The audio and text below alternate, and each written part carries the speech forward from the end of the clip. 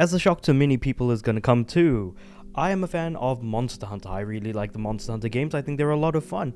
I also really like Final Fantasy XIV. I've had a great time playing 800 hours of that game back in 2022 because I had never touched Final Fantasy XIV before then, and I do realize that the game did come out back in 2010 before being completely rebooted and re-released in 2014 under the name A Realm Reborn.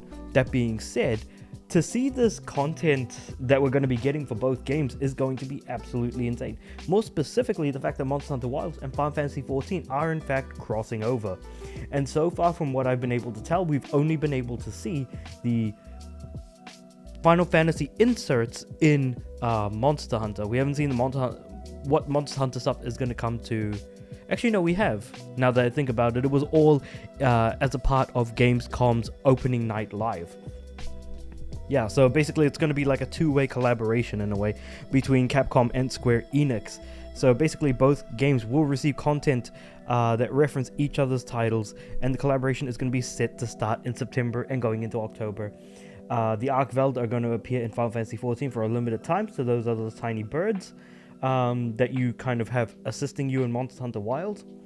And of course, you'll need to have completed Dawn Trail. Okay, so you need to have gotten the newest expansion and played through it basically and reached level 100. That's interesting. So basically you just need to have completed the main storyline of the newest expansion.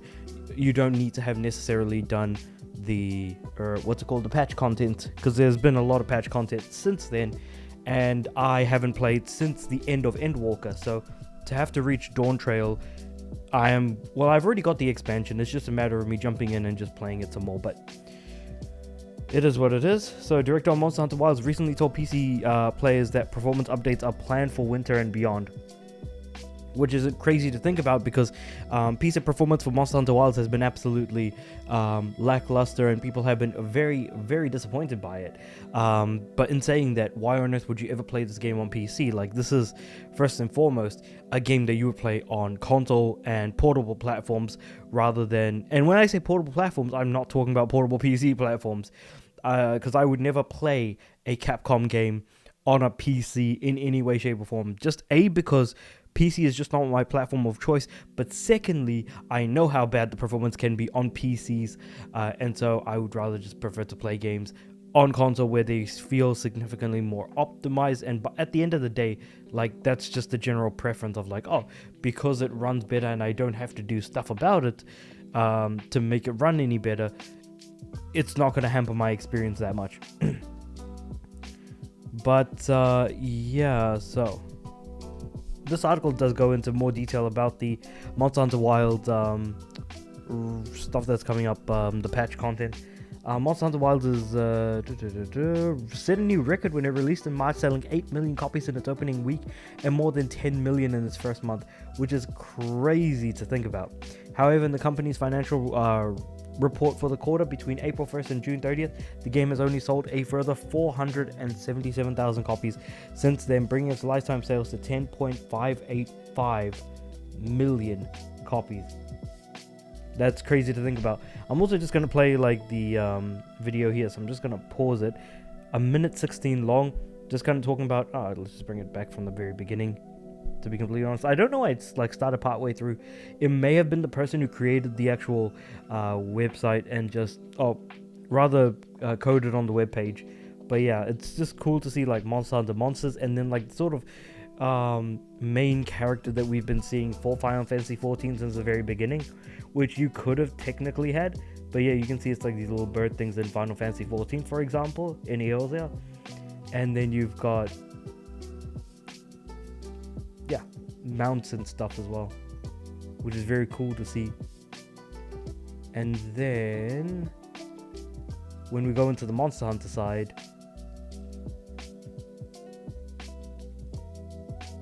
basically you're going to be seeing stuff like chocobos and things like that, which is cool to see.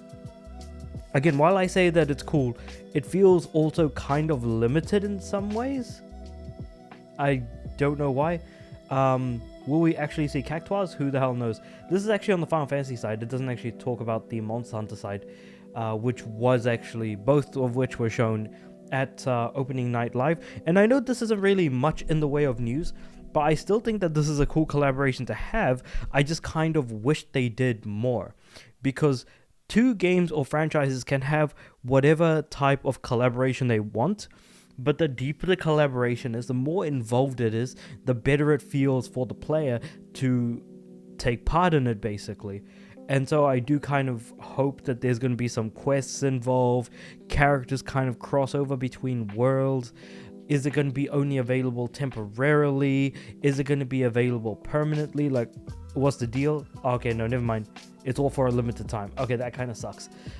Because if it was more permanent that way, it would be nice, but then it wouldn't be much of a collaboration then at the end of the day, because collaborations, by all accounts, at least from when we see with Japanese games, is normally temporary anyways. Like how I'm playing Honkai Star Rail, and it's currently in the middle of the Fate Stay Night collaboration. And while I think that it's really cool that we can have characters and we have story quests that we can, play through and stuff, it's all just incredibly limited at the end of the day. And that's kind of what really sucks, is the limiting factor around these collaborations just really honestly don't help matters. And I still can't believe that this game is on Xbox Series S and X. I wonder if they got rid of that stupid coin system as well, for being able to pay for things. But anyway, so I feel like the writer of, or the author of this article, I think is a little bit more bitter for PC players, given, Jordan Middler here anyways, seems a little bit bitter about the fact that PC performance for Monster Hunter Wilds is not particularly good. And that's absolutely fair. It's just, again, I'd rather, Capcom not even release games on PC, in all fairness. But, I mean, it is what it is. That being said, though, let me know what you guys think about all this. What do you think about this collaboration as a whole? But what other collaborations do you want to see? And how involved do you want those collaborations to be? Because when I see collaborations, I want them to be deeply involved in a way where it's not just a temporary thing, but it's like additional content that is now permanently available moving forward.